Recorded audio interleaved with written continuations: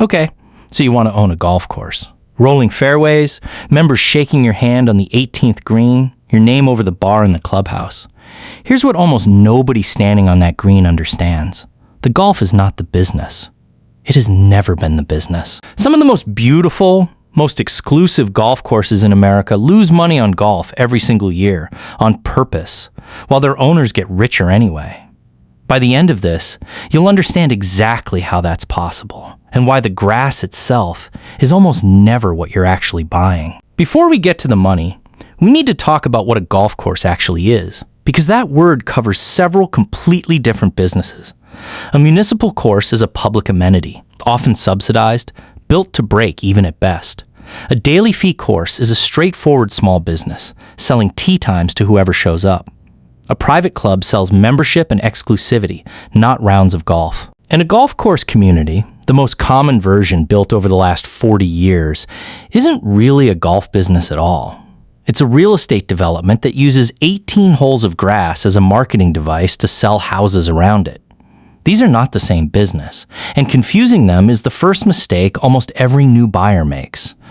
Now, the number that gets people in trouble. Building an 18-hole championship course from scratch requires somewhere between 150 and 200 acres of land, and total construction costs typically run between $8 and $40 million depending on terrain, water features, and clubhouse scope.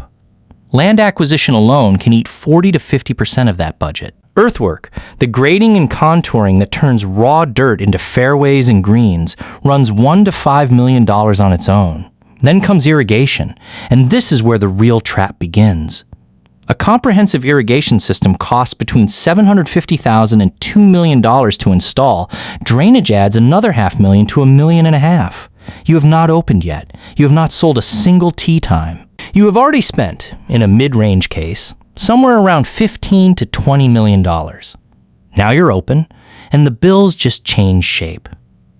The nationwide average maintenance budget for an 18-hole course is right around $1 million a year, with labor alone accounting for roughly $460,000 of it. Here's the detail that should stop you before you write the check. In most of the country, water is maybe $100,000 a year. In the Southwest, in exactly the sunny, photogenic climates people dream about, water alone can run $250,000 to $300,000 annually, and it climbs every year as drought regulation tightens. A golf course in Arizona or Nevada is not a golf business with a water bill. It is a water business that happens to have grass on it. So where does the money actually come from? For a daily fee course, it's simple. Greens fees, carts, a pro shop, food and beverage. Real revenue, but thin and brutally seasonal. For a private club, initiation fees and monthly dues generate a predictable base regardless of rounds played. But here's the layer almost nobody outside the industry thinks about, and it's the one that explains why courses keep getting built, even though the golf itself rarely pays for it. Real estate. A golf course community doesn't need the course to profit on its own. It needs the course to exist, because a house facing a fairway sells for a meaningful premium over one facing a parking lot. The developer isn't selling memberships. He's selling a view, and the course is the amenity that makes the view possible. And that's the trap underneath this business. Since 2006, closures have outnumbered new openings in the U.S. almost every year, a correction from a building boom that ran from the mid-'80s through the mid-2000s. To be fair, the picture has improved sharply lately. 2024 saw the fewest closures in 2 decades, and participation is at its highest since 2008. But the lesson from the boom years hasn't gone away. Courses built purely to sell the houses around them, with no plan to stand on their own once the lots sold, were exactly the courses that failed first when the housing math stopped working. Meet Nicklaus Companies, the golf design and development firm built around one of the most recognizable names in the sport. In November of 2025, it filed for Chapter 11, listing between $500 million and $1 billion in liabilities against just $10 to $50 million in assets. Despite Nicklaus Design having built more than 420 courses across 45 countries. The filing followed a $50 million legal judgment, but underneath it sat the same structural reality every golf-adjacent business eventually meets. Design and development is capital-intensive and long-horizon businesses carry fixed liabilities that don't care whether the current year went well. Now flip the picture. Pebble Beach Golf Links sits on public land in California and hosts roughly 60,000 rounds a year, plus multiple televised professional tournaments. Its maintenance budget runs toward the top of the industry range, well over $1 million annually, and its green fees are among the highest in the world, specifically because the course itself, not the real estate around it, is the destination.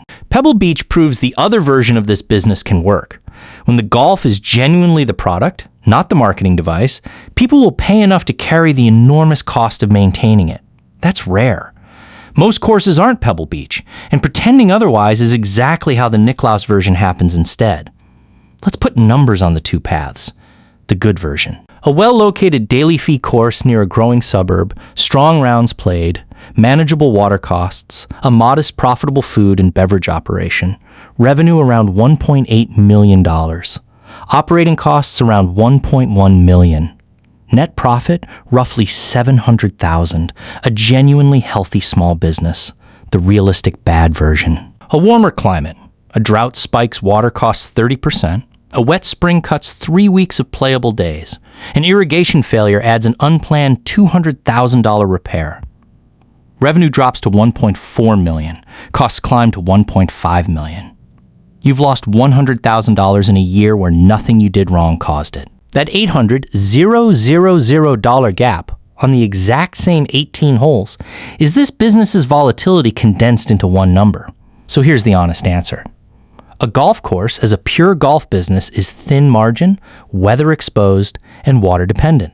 It rarely makes anyone rich on greens fees alone. But a golf course wrapped inside a real estate development, where the fairway sells houses rather than tee times, can be one of the most quietly profitable land plays in the country, as long as somebody remembers the course still has to survive once the lots are sold. The people who lose money bought the fantasy of golf. The people who make money understood, going in, that the grass was never the product. It was the view, and the view is what people were always actually paying for.